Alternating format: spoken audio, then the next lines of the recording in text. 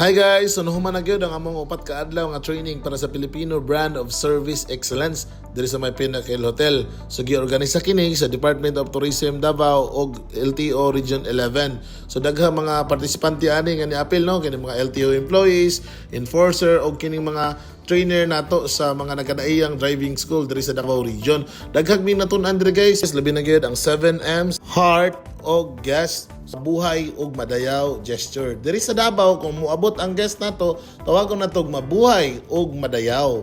Kung muuli na pod guys, tawagon po natog salamat po. So kini guys ato ning tun-an sa atong mga opisina.